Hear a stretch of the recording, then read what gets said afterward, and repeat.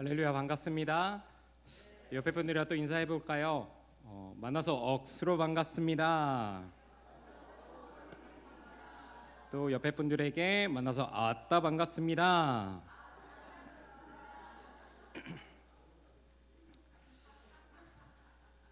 잘 지내셨죠?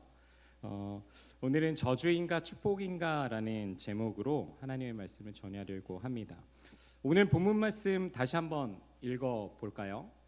같이 한번 읽어 볼까요? 시작. 내가 내게 명령한 것이 아니냐.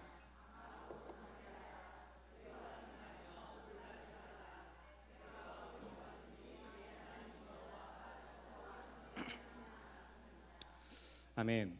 오늘 본문 말씀은 평소에 많이 인용되고 어떤 집은 여러 집에 아마 액자로 걸려 있었을 겁니다.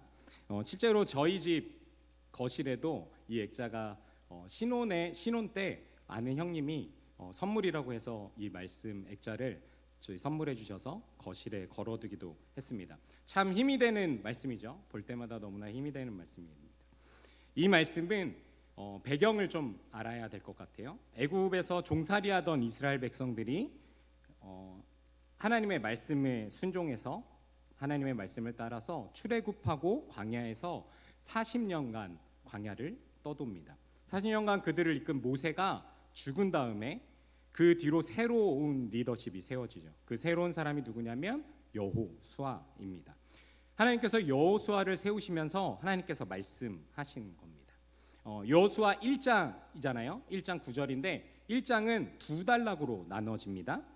1절에서 9절까지는 하나님이 여호수아에게 가나안 땅으로 가라고 명령하시고 약속하시는 말씀이에요. 그리고 10절부터 18절까지는 여호수아가 하나님의 말씀을 이스라엘 백성들에게 전달하는 내용입니다.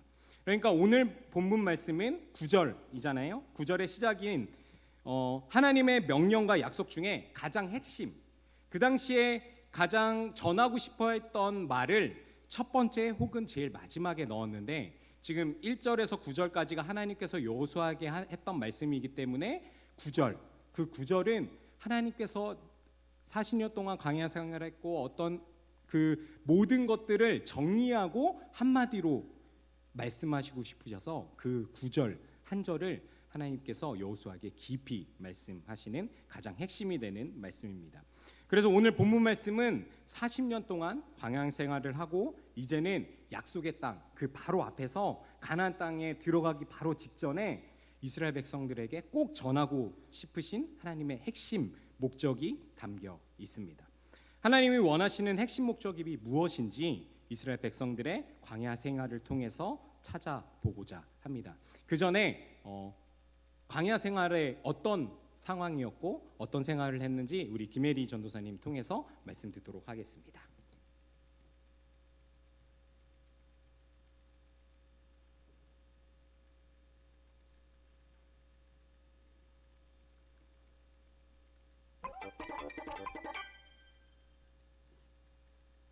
하나님은 홍해를 지난 이스라엘 사람을 수르 광야로 인도하셨어.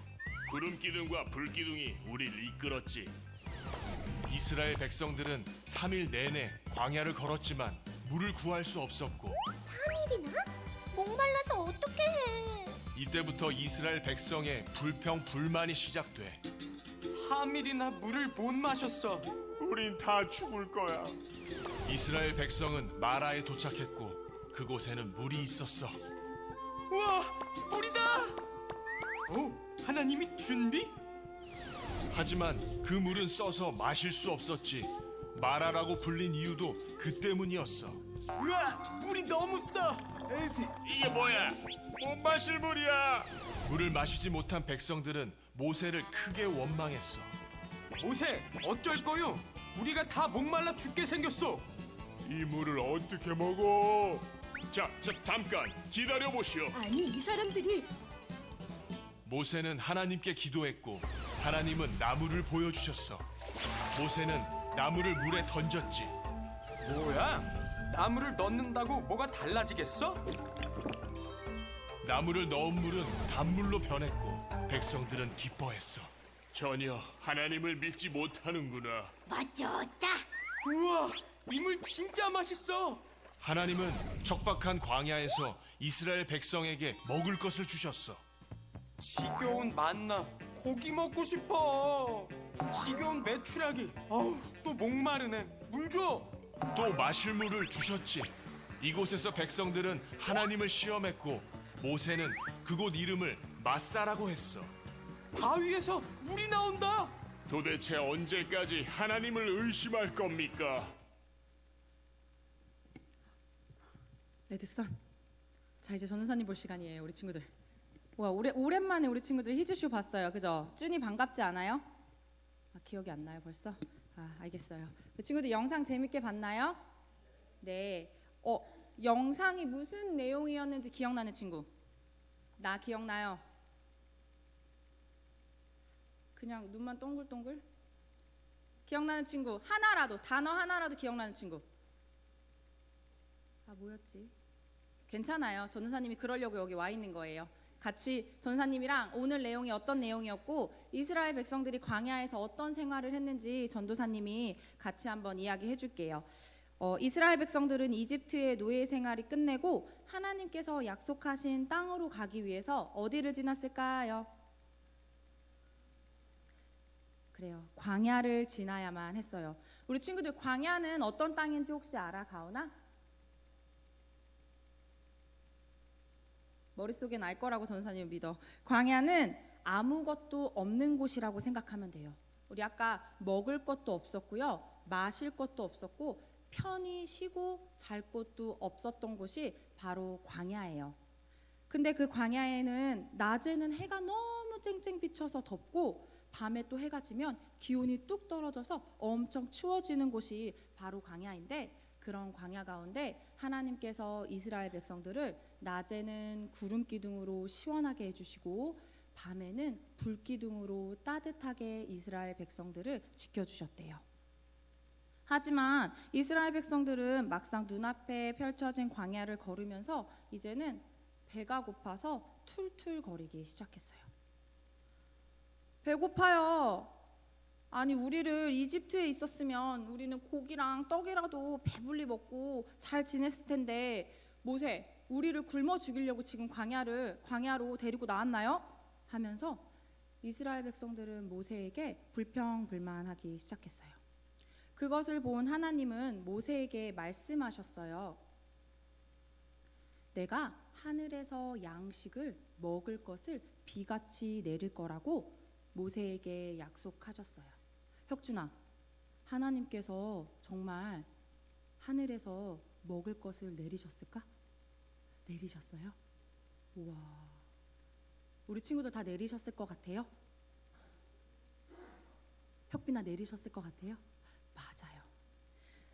하나님께서 그 다음날 아침에 일어나 보니 땅에 이슬 같은 게 맺혀져 있었는데 그 이슬이 마르자 바로 만나라는 맛있는 떡으로 변해 있었어요. 그 만나는요, 구워 먹기도 하고 아주 꿀처럼 단 맛있는 떡이었대요. 하지만 이렇게 맛있게 만나를 먹고 배부른 것도 잠시, 아까 영상 가운데 또 이스라엘 백성들이 뭐 했죠? 만나 먹고 배부르니까 이젠 고기 좀 먹고 싶다고 투덜투덜 대기 시작했어요. 맨날 만나만 먹으니까 질려요. 뭐 이제 고기 좀 주세요 하면서 불평불만하기 시작했어요. 모세는 걱정했어요. 어떻게 이렇게 많은 사람들에게 고기를 먹일 수 있을지 정말 걱정하고 있을 때 하나님께서 또 말씀하셨어요. 고기를 주셨을까요? 안 주셨을까요? 윤서야, 고기를 주셨을까요? 안 주셨을까요? 맞아요. 하나님께서는 이스라엘 백성들이 먹고 남을 많은 고기를 이스라엘 백성들에게 주셨대요. 하나님은 바람을 불어 메추라기를 이스라엘 백성들이 머무는 곳에 몰아주셨고 그것도 쌓이도록 아주 많게 몰아주셨다고 해요. 친구들, 우리 하나님은 정말 대단한 분이세요. 하나님은 끊임없이 불평하고 원망하는 이스라엘 백성들을 때론 혼내시기도 했지만 그들의 소리에 귀를 기울여 주시고 응답해 주셨대요. 낮에는 구름 기둥으로 밤에는 불 기둥으로 이스라엘 백성들을 지켜주시고 만나와 메추라기로 이스라엘 백성들을 먹여주셨던 하나님이세요. 근데 그런 하나님이 지금 우리 친구들의 삶 가운데도 함께하고 계신다 그래요.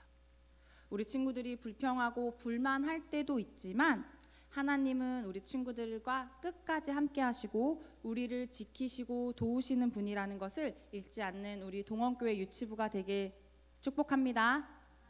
아멘. 그럴 친구들만 아멘. 여러분들 자연스럽게 나오시네요. 말씀을 한번 이어가 보도록 하겠습니다. 제가 오늘 이 여호수아 1장 9절 말씀을 40년간 광야 생활을 했던 이스라엘 백성들의 모습을 보면서 조금 깊이 있게 보려고 하는데요. 먼저 출애굽기 13장 17절 같이 한번 읽어볼까요? 시작.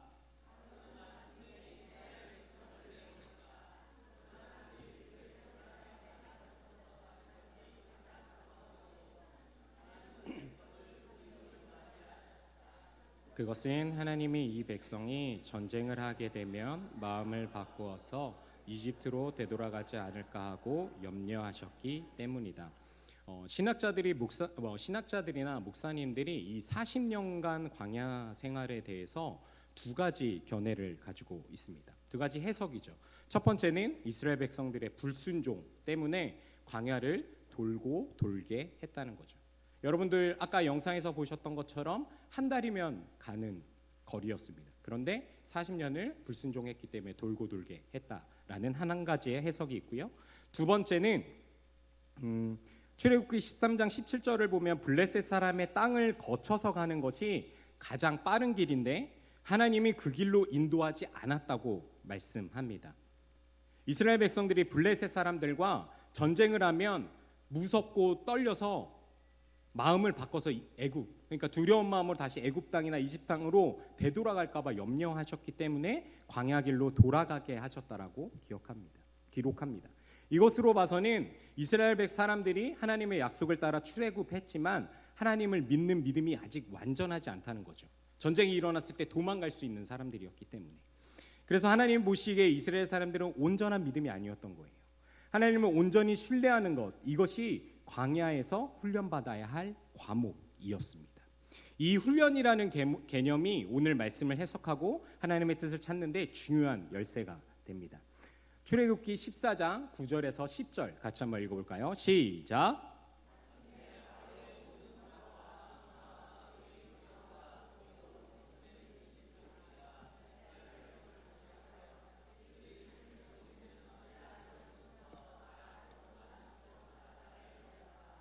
바라가 다가오고 있었다. 이스라엘 자손이 고개를 들고 보니 이집트 사람들이 그들을 추격하여 오고 있었다. 이스라엘 자손은 크게 두려워하며 주님께 부르짖었다. 이스라엘 백성들이 종살이하던 이집트 땅을 힘겹게 나온 뒤, 여기서 이집트가 애굽입니다.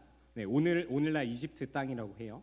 이집트 땅을 힘들게 나온 뒤에 얼마 지나지 않아서 고난을 겪습니다. 그 뒤에는 이집트 군대들이 쫓아오죠. 그리고 앞에는 홍해바다라는 바다로 막혀서 더 이상 앞으로 나갈 수도 없고 뒤로 도망갈 수도 없는 상황이 옵니다. 이 어려운 상황에 이스라엘 백성들은 크게 두려워하며 주님께 부르짖었다고 말씀합니다. 두려울 수밖에 없었겠죠. 두려울 수밖에 없는 상황입니다. 오늘 본문 말씀에 두려워하지 말며 놀라지 말라라고 말씀합니다. 이것은 우리에게 힘을 주시기 위해 파이팅! 어려운 상황에 파이팅이라고 그냥 외치는 것이 아니라 두려워하지 말며 놀라지 말라는 것은 이것을 뒤집어 생각하면 두려워할 일이 있고 놀랄 일이 있을 것이라는 말입니다. 그러니까 우리는 그냥 두려워하지 말라 놀라지 말라 하면 하나님께서 힘 주시네 파이팅 그래 파이팅 힘내자 이렇게 생각하는데 하나님께서 이 말씀을 하신 이유는 두려워할 일이 있고 놀랄 일이 있기 때문에 두려워하지 말라 놀라지 말라라고 말씀하신 거예요. 하나님의 인도함을 받고 하나님의 보호하심 아래 있어도 우리는 두려움을 경험할 수 있습니다. 많은 사람들이 하나님이 약속하시면 모든 것이 잘 되고 그리고 아무 어려움이 없을 거라고 생각합니다. 그것이 축복이라고 오해하고 하나님이 약속하셨는데 왜 이런 일이 일어나냐고 따지기도 합니다. 심지어 저주를 하기도, 하나님께서 나를 저주하셨다라고 오해하기도 하죠. 본문 말씀은 하나님께서 여호수아에게 하나님이 약속하신 가나안 땅에 눈앞에 보이는 곳에서 하신 말씀입니다. 그 약속의 땅 앞에서 하나님께서 말씀하시는 거죠. 약속의 땅에서도 두려워할 일이 있고 놀랄 일이 있을 것이다. 코스타 강사로 가시는 강사분들이 1년에 한 200여 명 정도 되십니다. 그 중에는 이찬수 목사님이나 유기성 목사님 같은 목사님도 계시고, 이용표 선수 같은 운동선수도 있고, 그리고 기업을 운영하는 기업가도 계시고, 아주 다양합니다. 코스타를 가서 그분들의 설교나 강의를 들을 때면 놀랄 때가 너무나 많습니다. 삶이 너무 화려하고 사역 너무 잘하시는 것 같아요. 교회도 너무 크고 너무 좋아 보여요. 교회가 크고 작든 사역이 너무나 영향력 있는 것 같아요. 근데 너무 좋아 보이는 그 과정에서도 고난이 있었고 때로는 두렵고 놀라울 일들이 있었다고 고백하시는 강의들을 많이 듣습니다. 그 고난들이 켜켜이 쌓여서 어떻게 그렇게 살 수 있지? 라는 마음이 들 때도 있어요. 그리고 그분들의 삶을 가까이에서 보면 겉으로는 표시되지 않지만 수많은 일들이 있더라고요. 이런 일, 저런 일, 그리고 어려운 일들을 겪는 분들이 너무 많더라고요. 너무나 평범하고 때론 화려해 보이지만 평범한 사람은 단 한 사람도 없습니다. 우리 주변에도요, 너무나 평범해 보이고 저 사람 모든 것이 잘 되는 것 같고 사업도 잘 되는 것 같고 자식도 잘 되는 것 같지만 그 속에 깊은 내면의 이야기를 들어보면 평범한 사람은 하나도 없더라고요. 어쩌면 때론 두렵고 놀라운 일들, 그리고 고난을 겪으면서 더 깊어지면서 그 긴 고통의 시간을 통해서 하나님을 더 드러내는 간증이 나오지 않을까 싶습니다. 근데 우리는 때때로 SNS가 주는 착시 속에 살아가고 있어요. 오늘날 더 그렇죠. SNS에 젊은 사람들이 주로 하는 게 요즘은 인스타를 많이 합니다. 인스타를 통해서 보면 주변 많은 사람들은 다 해외여행 가는 것 같아요. 나만 한국에 있는 것 같고 그냥 그저 행복해 보입니다. 그래서 마음이 조금 상한 사람들은 그 사진 한 장만 봐도 깊은 우울함에 빠지기도 해요. 왜요? 비교가 당하니까. 이 사람은 행복한 것 같은데, 이 사람 너무 좋은 일만 있는 것 같은데, 기쁜 일만 있는 것 같은데 왜 나한테는 이런 일이 일어나지? 그 사진 한 장을 보고 우울해하는 사람들도 많이 있습니다. 그러나 모두 평범한 것 같지만 그 삶을 가까이 보면 수많은 굴곡들이 있습니다.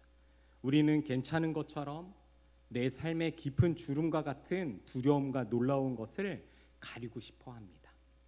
그래서 사진도 더 멋진 곳에 찍고 싶고 하고 더 화려한 명품을 사다가 나를 치장하고 싶어 하고 그 깊은 고난의 주름을 그것으로 가리고 싶어 하는 거죠.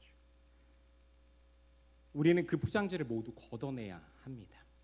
그리고 안심해도 됩니다. 왜 그러냐면 그 두려운 일과 놀랄 일을 내 노력과 내 정성으로만 막으려고 하는 신이 아니라 우리 하나님은 그것을 극복할 수 있는 본질적인 힘을 주시는 하나님이 계시기 때문입니다. 그렇기 때문에 오늘도 하나님께서 고백하시는 거예요. 솔직하게.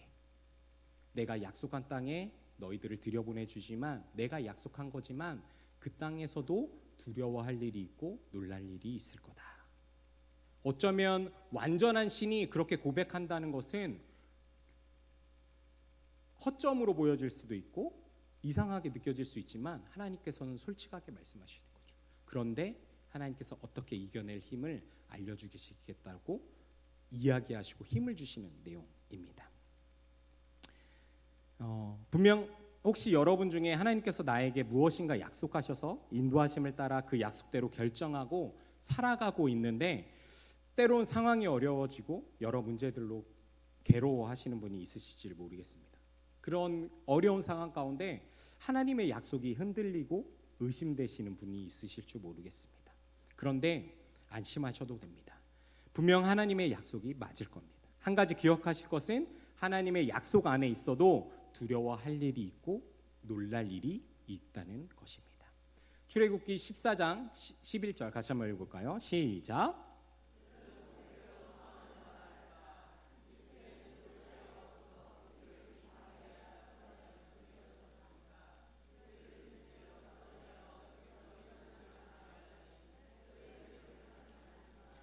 어려운 상황과 마주쳤을 때 이스라엘 사람들의 반응은 원망이었습니다. 원망 중에 보면 유심히 볼 것은 우리를 이집트에서 끌어내어 여기서 이런 일을 당하게 하다니 왜 우리를 이렇게 만드십니까? 입니다. 이 두렵고 놀라운 상황, 이집트 군대들이 나를 쫓아오고 앞에는 바다에 막혀서 내가 어떻게 어디도 도망갈 수 없는 그 상황을 만든 것이 그냥 단지 이집트를 떠나왔기 때문이라고 말합니다. 제가 사탕을 갖고 왔는데요. 민경천 목사님 셋째 딸이죠. 안경 쓴 사모님 옆에 앉은. 잠깐 앞으로 나와 볼래요?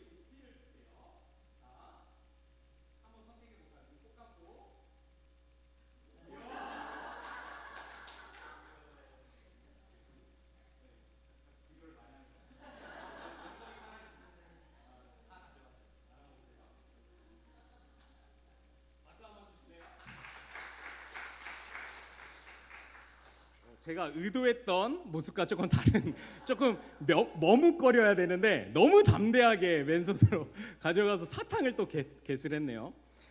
제가 무슨 이야기를 하고 싶냐면 좀 머뭇거려줬어야 되는데 제가 여러분들 요나 이야기 아시죠? 어렸을 때부터 요나 이야기 많이 들으셨잖아요. 요나가 하나님 말씀을 순종했습니까? 안 했습니까? 그리고 성경에 써 있기를 하나님의 뜻을 거슬러서 다른 지역으로 갔다고 말해요. 그렇게 하고 요나는 어떻게 됐죠? 갑자기 파도가 막 쳤어요. 그리고 배에서 있었는데 이 중에 하나님의 약속을 어긴 사람이 있다. 하나님의 말씀을 듣지 않은 사람이 있다. 제비를 뽑아서 그 사람을 찾아내자라고 했는데 놀랍게도 제비를 뽑았는데 누가 뽑혀요? 요나가 뽑혀요. 요나를 뽑힌 다음에 요나를 이 사람이 하나님을 거역한 사람이기 때문에 어떻게 해야 되냐면 우리가 살려면 바다에 그냥 던져버려야 된다라고 해요. 그래서 요나가 바다에 던져지죠. 그리고 던져진 다음에 어떻게 돼요? 큰 물고기가 요나를 삼켜서 뱃속에 들어가고 요나는 그 냄새나고 어둡고 배고프고 힘든 곳에서 사흘 동안 그 뱃속에 있었다고 이야기해요. 그리고 나서 깊이 기도하죠. 하나님, 제가 하나님 뜻을 따르지 않아서 죄송합니다. 하나님 뜻을 따라서 제가 가겠습니다. 그렇게 기도하고 깊이 회개한 다음에 고래가 갑자기 기침을 하고 요나가 밖으로 튀어나오게 되고 요나는 하나님께서 말씀하신 곳으로 가서 가는 그런 스토리가 나와요. 그래서 우리가 그 이야기를 들으면서 많은 이야기를 하죠. 우리는 하나님 뜻을 찾아야 되고 하나님 뜻을 순종하지 않으면 하나님 뜻대로 하지 않으면 그렇게 힘들 수 있어. 성경에 너무 많은 이야기들이 나와요. 그런 이야기들. 또 뭐가 있을까요? 오늘 출애굽기도 사실 그렇죠. 하나님이 약속하신 땅을 계속 가라고 그러는데 불평불평하고 막 이러니까 하나님께서 돌 돌리고 고생해요. 근데 그래서 우리가 늘 기도하죠. 하나님 뜻이 무엇입니까? 하나님의 뜻이 무엇이에요? 이렇게 기도해요. 그런데요, 이 기도를 깊이, 그 내면 깊이를 보면 그 기도의 동기를 알 수 있습니다. 무슨 동기냐면 아까 요나처럼 그런 이야기를 너무 많이 들은 거예요. 학습된 불안감.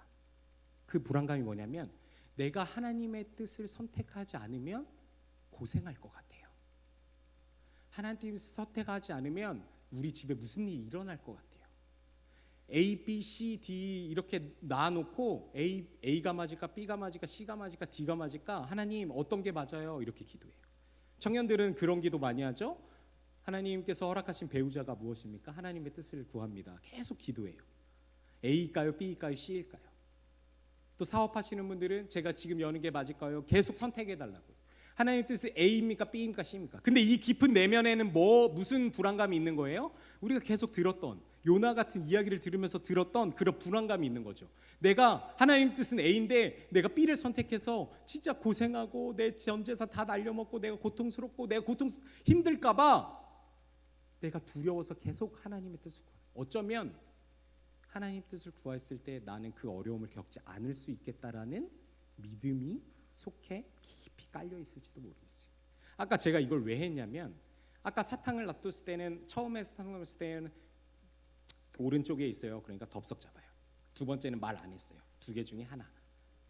근데 나한테 손해 볼 거 없죠. 두 개랑 하나여도 어느 쪽을 하든 나는 사탕을 하나 가질 수 있어요.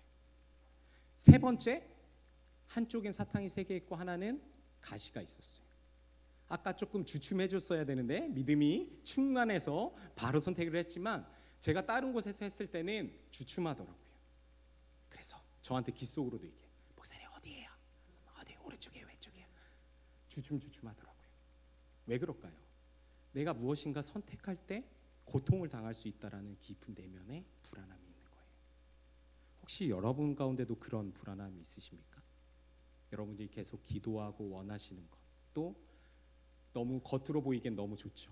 하나님 뜻이 무엇입니까? 저는 하나님의 뜻만 따르겠습니다. 하나님의 길만 따르겠습니다라고 기도하는데 그 깊은 내면에는 어떤 동기에서 그렇게 하십니까? 만약에 하나님 뜻이 아니면 내가 고통스러울까봐, 내가 힘들까봐 그렇게 하십니까? 아니면 정말 하나님의 뜻을 구해서 그렇게 하십니까?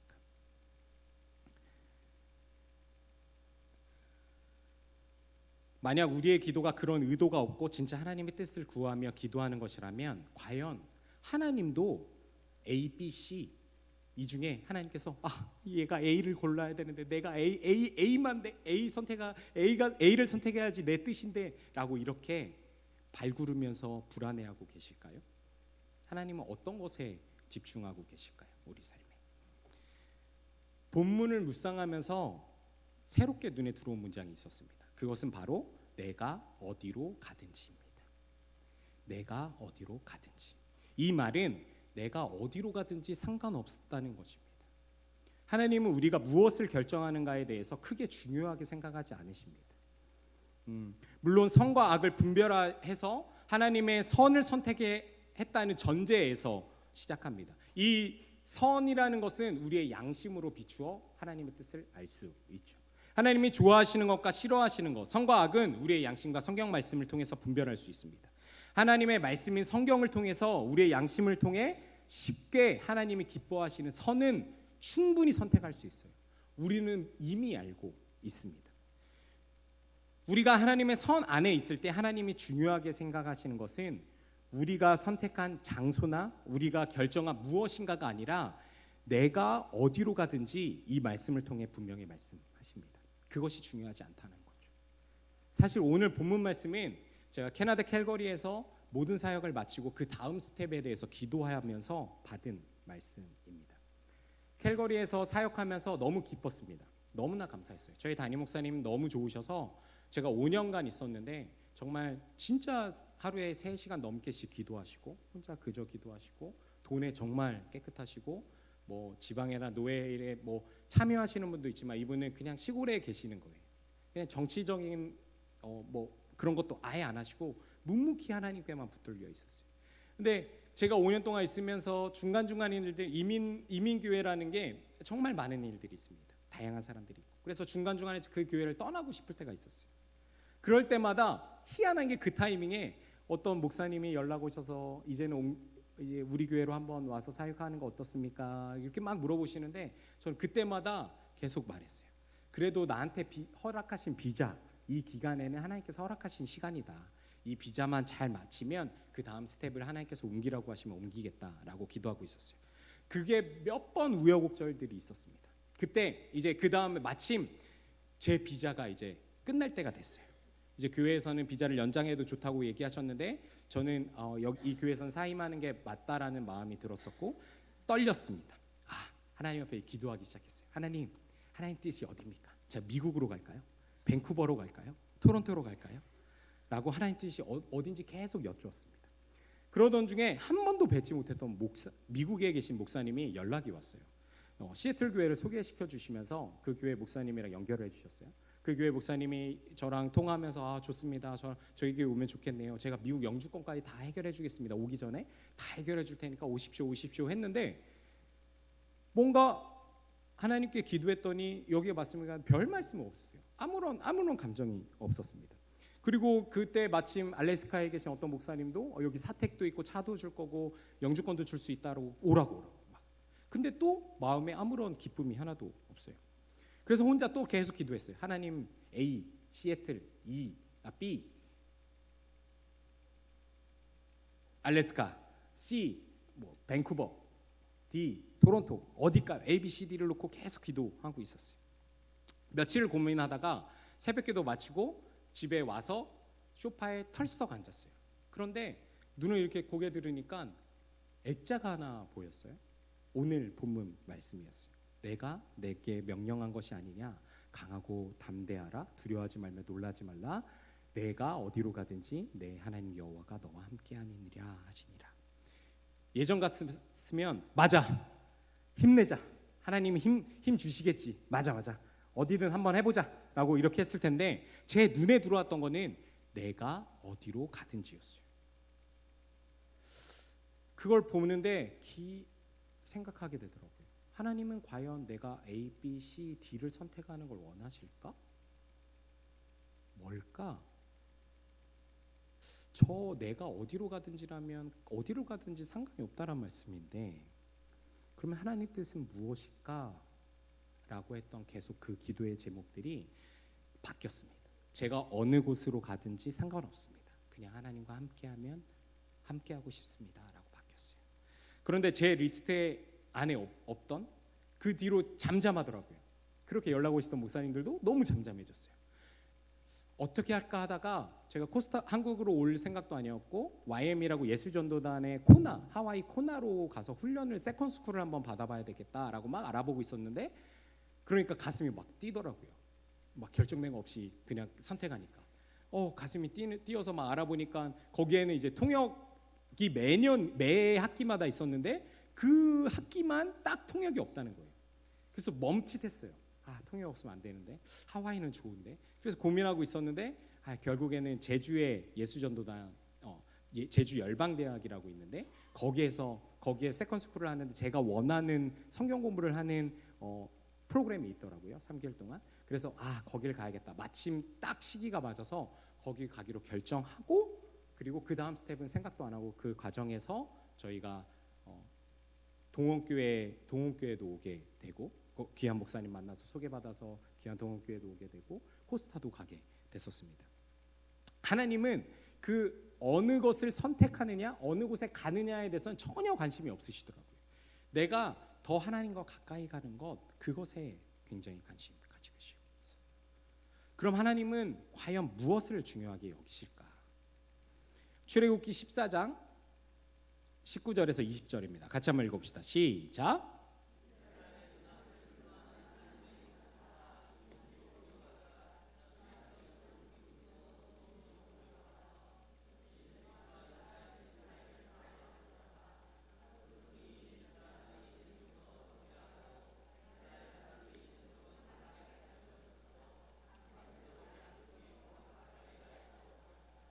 이 14장은요. 아까 말씀드린 이 힘들게 출애굽한 이스라엘 백성들을 뒤에 이집트 군대가 쫓아오고 있는 급박한 상황입니다. 이스라엘 백성들을 이끌던 구름 기둥이 이집트 군대랑 이스라엘 백성들 사이로 구름 기둥이 이렇게 서요. 그리고 그 사이를 가로막고 있었다고 말씀합니다. 그리고 밤새도록 양쪽이 서로 갈 수 없을 정도로 가까이 갈 수 없게 했다고 말씀하고 계세요. 그러니까 구름 기둥과 불 기둥은 하나님의 인도하심과 보호하심을 상징하고 있는 거죠. 구름 기둥과 불 기둥이 이집트 군대가 쫓아오는 그 14장에서 바로 등장하지 않고 그 전에 13장에서 등장하신다는 거 아십니까? 그러니까 지금 이 긴박한 상황에 갑자기 구름 기둥이 나타나서 막고 있는 것이 아니라 이 구름 기둥이랑 불 기둥이 이 긴박한 상황인 14장이 아닌 한 장 더 앞인 13장에서 먼저 등장합니다. 출애굽기 13장 하반절이에요. 하반절 같이 한번 읽어봅시다. 네, 13장입니다. 시작.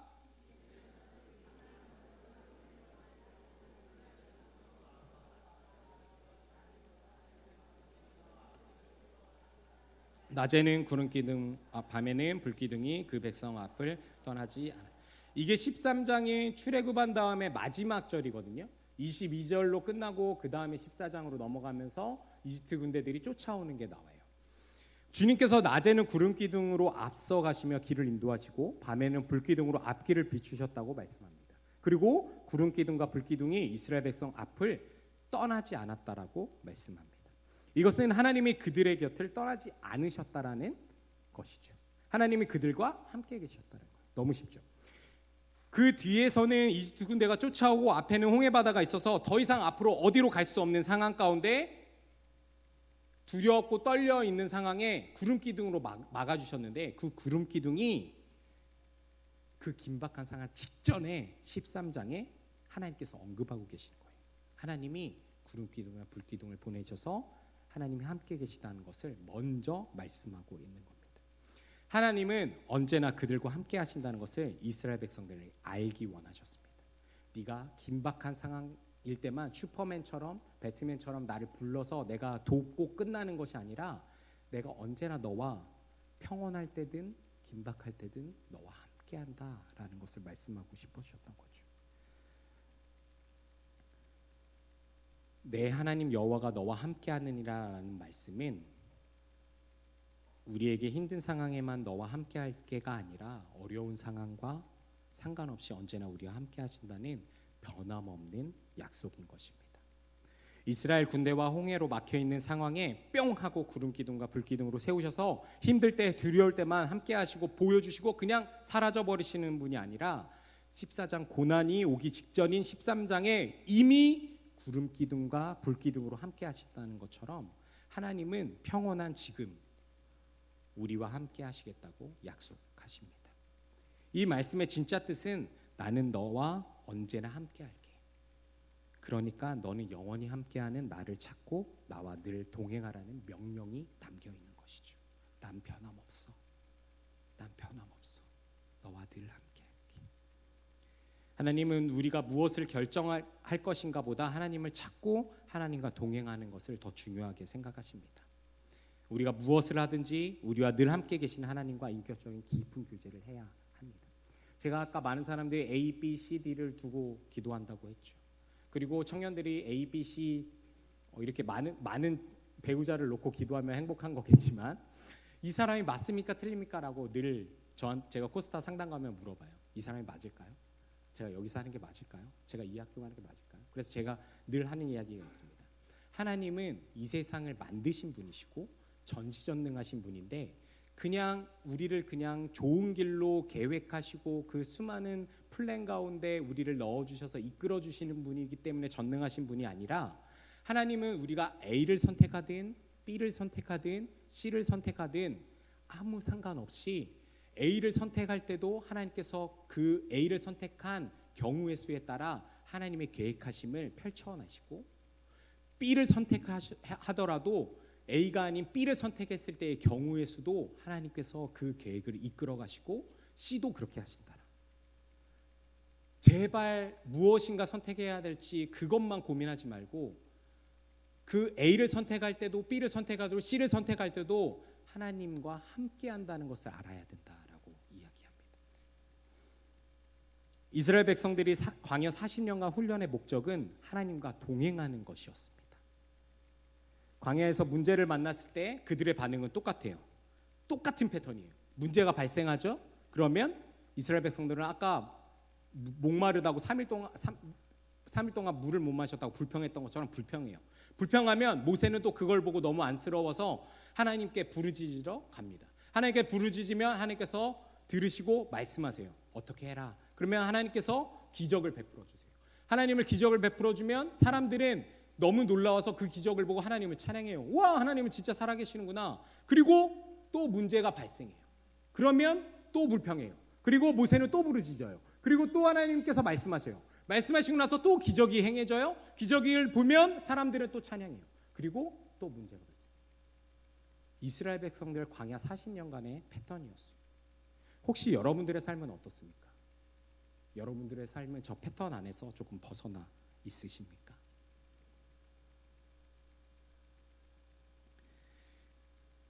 기적을 보이셨다는 것은 하나님이 계시고 함께 하신다는 것을 보여주시는 거예요. 그랬기 때문에 진짜 하나님이 계시는구나 하고 사람들이 하나님을 찬양하는 줄. 그런데 또다시 문제가 생기면 불평을 합니다. 이 불평이라는 것은 하나님을 보이라는 생떼예요. 이런 상황 가운데 하나님이 살아계시면 어떻게 해봐? 내가 이렇게 배고픈데 하나님 살아계시면 어떻게 해봐?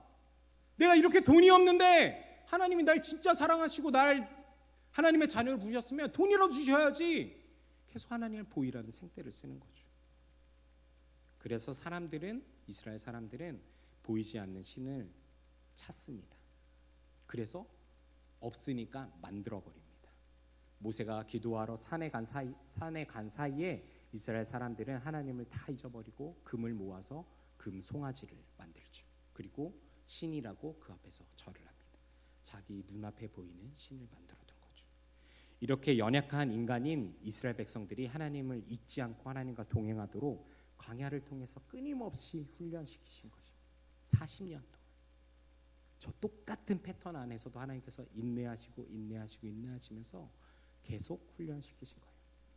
출애굽할 때 약속하신 가나안 땅을 실제로 축복의 땅이었습니다. 그 당시에 그곳은 땅이 좋아서 열매도 진짜 잘 맺었고요. 사람의 덩치도 컸습니다. 너무나 잘 먹으니까요. 4대 문명 발상지 가운데 두 곳, 나일강 문명과 티그리스 유프라테스 강의 문명을 잇는 길목에 있는 곳이 가나안 땅이었습니다. 그러니까 얼마나 번영한 곳이에요. 그 당시에는 풍요의 상징인 인간의 번영, 많은 사람들이 낳는 것, 사람들이 등치가 크고 그 인구들이 많은 지역이었어요. 그리고 먹을 것이 많이 없는 것, 그 축복의 상징들이 그 땅에는 넘쳐났습니다. 그렇기 때문에 인간의 눈으로 가나안 땅을 바라봤을 때는 축복의 땅이 분명했습니다. 그런데 하나님의 관점은 좀 달랐어요. 온 세상 모든 것을 창조하시고 주인 되시는 하나님이 열매가 많고 적은 것, 인간이 많아지고 적어지는 것에 아무런 문제가 아니었습니다. 하나님은 가나안 땅에는 여러 민족이 살고 있었어요. 그곳이 열매가 많고 사람들이 많으니까 사람들이 모이는 거죠. 여러 지역에서 막 모이다 보니까 수많은 신들이 있었어요. 이방 신들, 우상들이 많았습니다. 하나님의 관점으로 봤을 때는 이스라엘 백성들이 그 가나안 땅에 갔을 때 다른 이방 신, 우상들을 봤을 때 그래도 하나님을 하나님으로 고백할 수 있을 것인가 계속 깊이 고민하고 계셨어요. 만약에 이스라엘 백성들이 가나안 땅, 약속의 땅에 들어갔을 때 하나님을 떠나고 이방 신을 믿고 우상을 섬긴다면 그 땅은 하나님의 관점에서는 축복의 땅이 아니라 저주의 땅이었던 거죠. 왜요? 하나님을 떠난 자들이었기 때문에. 하나님의 관점은 달랐습니다. 온 세상 모든 것을 창조하시고 주인 되시는 하나님이 그들을 책임져 주신다고 이미 약속하셨어요. 그래서 하나님은 광야에서 40년 동안 인내하시면서 이스라엘 백성들을 하나님을 잊지 않도록 계속 훈련시키셨어요. 끊임없이 부르짖으며 기적을 보여주셨어요. 매일 하루도 빠짐없이 만나와 메추라기를 보내주셨고 구름 기둥과 불 기둥으로 인도해 주셨어요. 내가 너와 함께한다. 내가 이런 신이야라고 계속 보여주셨는데 이 사람들이 좀처럼 끝까지 믿지 않는 거죠. 그래서 어떻게 됐습니까? 결국에는 광야 40년 동안 떠돌아다녔던 출애굽했던 1세대들은 그 땅에서 다 죽습니다. 그리고 여호수아를 비롯한 2세대들이 가나안 땅으로 들어가죠. 인간이 보기에 아무리 좋은 환경을 가진 축복의 땅이라 할지라도 하나님이 함께하시 않으시면 그것은 저주의 땅입니다. 광야 40년 동안 훈련받았지만 결국 이스라엘 백성들 중 1세대들은 다 죽었어요. 어쩌면 그것은 너무나 슬픈 일이겠지만 하나님 관점에서는 내 백성들을 취할 수 있는 좋은 기회이셨을 수도 있어요. 그들이 흔들리는 그들이 가나안 땅에 갔을 때 나를 다 떠난다면 그들은 저주의 길로 가고 있는 거기 때문이죠. 어쩌면 광야에서 그들이 죽는 것이 하나님을 끝까지 믿고 죽는 것이 어쩌면 그들에게 축복이었을지도 모르겠습니다. 우리의 삶도 그렇습니다. 우리 안에 안락하고 평안한 삶이 있을지라도 그 안에 하나님과 동행함이 없다면 그 삶은 저주의 삶입니다. 말씀을 정리하겠습니다. 오늘 말씀을 통해서 세 가지를 기억했으면 좋겠습니다. 여러분 기억하십시오. 첫 번째, 하나님의 약속 안에 있어도 두렵고 놀랄 일이 생길 수 있습니다. 혹시나 여러분 가운데 두려운 일과 놀라운 일 때문에 하나님의 약속이 맞는지 흔들리고 계신 분이 있다면 걱정하지 마십시오. 여러분은 하나님 약속 안에 있는 것이 맞습니다. 불안하고 놀라고 떨고 있는 우리에게 하나님께서 말씀하십니다. 괜찮아. 두려워하지 마. 놀라하지 마. 두 번째입니다. 혹시 여러분 중에 내 결정 때문에 이 고난이 오고 우리 가족들이 이렇게 힘들고 우리 사업장이 이렇게 힘들고 내 결정 때문에 내 친구들과의 관계가 이렇게 우리의 상황에 빠져 있는 것이 나의 결정 때문에 그런 것이라고 오해하고 계신 분이 계시다면 내가 어디로 가든지라고 하신 말씀을 기억하십시오. 우리가 어디로 가든지 하나님은 하나님을 찾고 하나님과 동행하는 것을 더 중요하게 생각하십니다. 어디로 가야 합니까? 무엇을 선택해야 합니까? 이런 기도보다는 어떠한 상황에서도 내가 하나님을 놓지 않게 하여 주시옵소서, 하나님을 잊어버리지 않게 하여 주시옵소서, 그 함께 하신 하나님을 기억하게 하여 주십시오. 그렇게 여러분들의 믿음의 고백의 기도가 나오기를 소망합니다. 마지막 세 번째입니다. 세 번째, 하나님은 이미 우리와 함께 계시겠다고 약속하셨습니다. 우리는 약속하신 하나님을 잊지 않고 그분을 찾기만 하면 됩니다. 이스라엘 백성들이 고난받을 때 하나님께서 뚝 나타나셔서 도와주고 떠나시는 분이 아니라 평온할 때 하나님께서 내가 너와 함께 하겠다고 이미 보여주셨던 그 하나님을 기억하셔야 합니다. 환경이 좋은 가나안 땅도 하나님 없을 때는 저주의 땅이 됩니다. 하나님과 동행할 때 축복의 땅이 되듯이 우리의 삶도 우리의 안락함이 있을지라도 하나님이 없으면 저주의 삶이고, 하나님을 늘 찾고 깊이 인격적인 교제를 하면 그 삶은 축복의 삶입니다. 제가 노숙자 사역을 했었는데, 노숙자 사역을 할 때마다 이 친구들이 중고등학생들이랑 같이 사역을 했었는데 얘기하더라고요. 목사님, 그러면 저기 돈 많은 부자들은 하나님께서 더 사랑한 사람이고 노숙자들은 하나님이 사랑하지 않는 사람인가요? 버려진 사람인가요? 그렇게 물어봤을 때 제가 이야기했어요. 우리가 길면 80세 또 길면 100세까지 산다고 하는데 이 여생이 우주로 볼 때는 너무나 짧은 인생이야. 이 짧은 인생에 조금 고통스럽고 어쩌면 돈 때문에 조금 편한 사람들이 있을 수 있는데, 하나님의 관점은 이 부자나 노숙자나 거지나 결국에는 하나님의 목적은 하나야.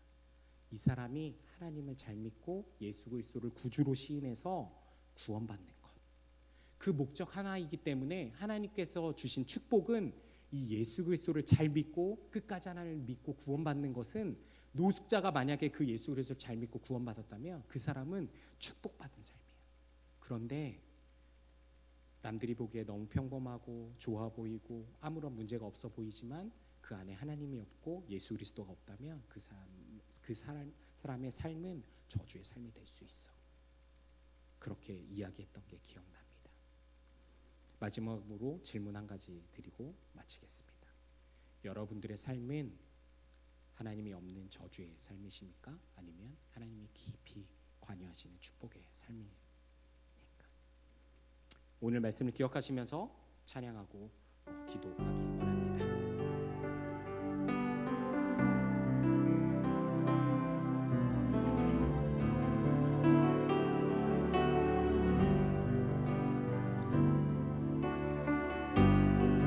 알아 나는 내 하나님이니 모든 환난 가운데 너를 지키는 자라 두려워하지 말라 내가 널 도와주리니 놀라지 말라 내 손 잡아주리라. 다시 한번 찬양할까요? 나의 안에 거하라. 나의 안에 거하라 나는 내 하나님이니 모든 환난 가운데 너를 지키는 자라 두려워하지 말라. 두려워하지 말라 내가 널 도와주리니 놀라지 말라 내 손 잡아주리라. 내가 너를 지명하여 불렀나니 너는 내 것이라 내 것이라 너의 하나님이라. 내가 너를 보배롭고 존귀하게 여기노라. 너를 사랑하는 내 여호와라. 제가 이제 출장을 나가고 지역을 가면 적게는 150명, 200명, 그리고 많게는 500명에 넘는 청년들, 청소년들을 만납니다. 그리고 지역의 목사님들을 만나요. 그러면 그 지역에 한 20개, 30여 개 교회들이 있는데 목사님들이 이 어린 목사를 너무나 극진히 대접해 주세요. 제가 뭐라고 그런지 모르겠어요. 작년 8월에 코스타 월드라고 부산에서 집회를 했습니다. 수영로교회가 부산에서 가장 크거든요. 그 대성전에 2,000명이 넘는 사람들이 모여 있었어요. 근데 제가 짰던 그 콘티대로 너무나 부드럽게 다 행사가 잘 진행되는 거예요. 찬양도 좋고 말씀도 좋았어요. 마지막 날이었습니다. 이성호 목사님이란 분이 말씀을 전하셨는데 그분이 아프가니스탄에서 피랍당한 목사님에 대해서 말씀하셨어요. 그러시면서 그 두려워하고 떨려하는 그분이 마지막에 담대하게 팀원들에게 순교 당하시기 직전에 팀원들에게 하셨던 말씀이 믿음으로 승리하십시오 였어요. 그런데 그 말을 듣는데 제 마음을 콕 찌르더라고요. 제가 그 수많은 사람들이 모이는 가운데 멋지게 강단에서 기도 인도하고 멋지게 기도 선포하는데 내가 과연 그 자리에 있었다면 그 믿음의 고백을 할 수 있을까? 이 사람들이 내 머리에 총을 겨누고 내가 널 죽이겠다, 혹은 우리 주와 주의 소위를 세워놓고 내가 이 총을 겨누면서 네가 하나님을 배반하면 내가 너 살려줄게 했을 때 너는 나를 고백할 수 있겠니? 라고 물어보시더라고요. 근데 말 못했어요. 제가 이제 40이 됐는데 아직까지도 그 믿음의 고백을 못하게 했죠. 여러분들의 삶은 어떠십니까? 저보다 더 연령이 많으시죠? 이스라엘 백성들은 그 40년간 수많은 훈련을 받으면서 안 되고 안 돼서 하나님이 결국엔 그들을 그 땅에서 다 하나님 품으로 부르셨어요. 우리의 삶이 너무 평온하죠. 우리의 삶이 하나님 없이도 살 수 있는 삶이에요. 충분히 그럴 수 있어요.